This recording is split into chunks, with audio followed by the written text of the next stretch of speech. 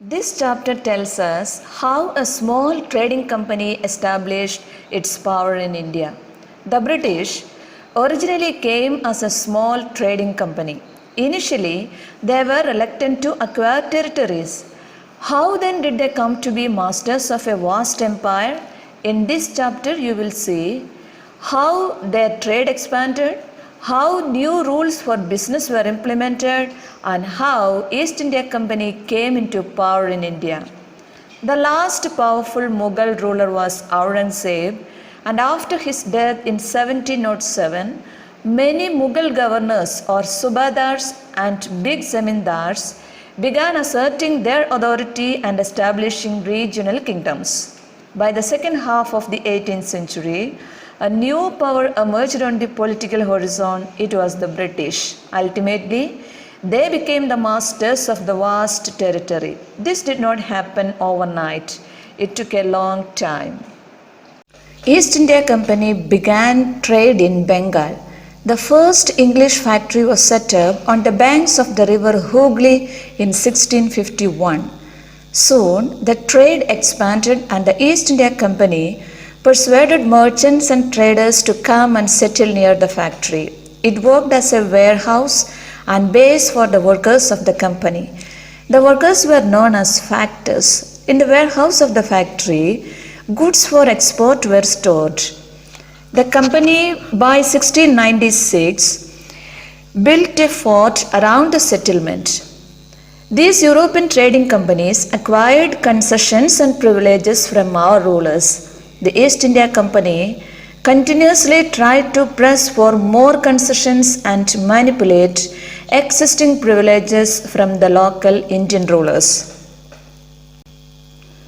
It also bribed Mughal officials into giving the company zamindari rights over 3 villages. One of these was Kalikata.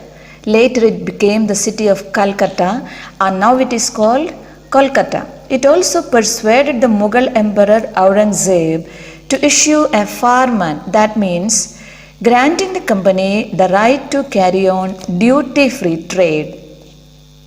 The officials of the company who were carrying on private trade were expected to pay duty to the local rulers. But they refused to pay, which angered the Nawab of Bengal, Murshid Quli Khan. This led to fierce battles. After the death of Aurangzeb, the Bengal Nawabs Murshid Quli Khan, Alivardi Khan and Siraj ud-Dawla, one after another refused to grant concessions to the company. In such a situation, the company began to think about replacing Siraj ud-Dawla with a puppet ruler who would willingly give trade concessions and other privileges. They began helping one of Siraj ud-Dawla's rivals become the Nawab of Bengal. Siraj ud-Dawla got infuriated. This finally led to the Battle of Plassey, in which Siraj ud-Dawla got defeated. The conflict between the company and the Nawabs of Bengal intensified. The Bengal Nawabs refused to grant the company concessions, demanded large tributes for the company's right to trade, denied it any right to mint coins, and stopped it from extending its fortifications. They also claimed that the company was depriving the Bengal government of huge amounts of revenue and undermining the authority of the Nawab. The conflicts led to confrontations and finally culminated in the famous Battle of Plassey.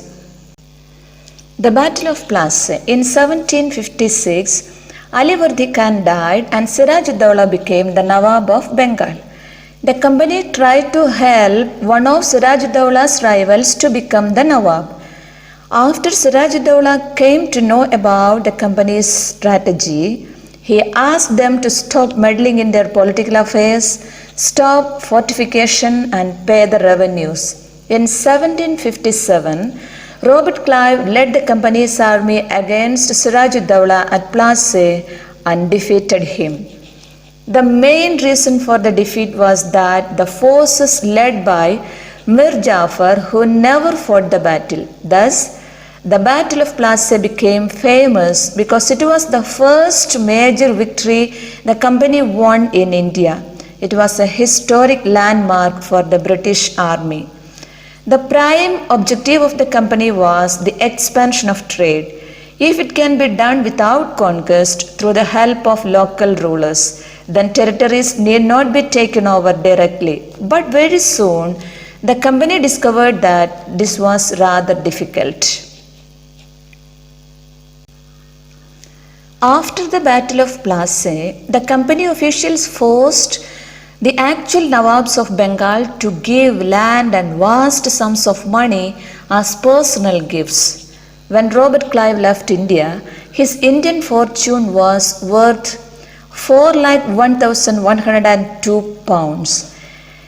In 1764, he was appointed as the governor of Bengal and was asked to remove corruption in company administration.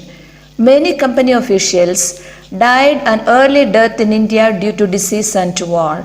Some of the officials came from humble backgrounds and their desire was to earn enough in India, return to Britain and lead a comfortable life there. Those who managed to return with wealth were called Nabobs. It was an anglicized version of the Indian word Nawab. The Battle of Buxar. After the defeat at Plassey, Siraj Dowlah was assassinated and Mir Jafar, who had deceived Siraj Dowlah, was made the new Nawab of Bengal. He gave huge amounts of revenue to East India Company and its officials. East India Company felt it as the best way of earning profits and started exchanging with Nawabs regularly. But Mir Jafar could not prove himself a puppet ruler for a long time. Hence, the company deposed him and installed Mir Qasim in his place. When Mir Qasim complained, he was defeated in the Battle of Buxar in 1764, driven out of Bengal, and Mir Jafar was reinstalled. He died the next year, that is in 1765. In the same year, the Mughal emperor appointed the company as the Diwan of the provinces of Bengal. The company now began to exploit the vast revenue resources of Bengal. This solved a major problem that the company had earlier faced.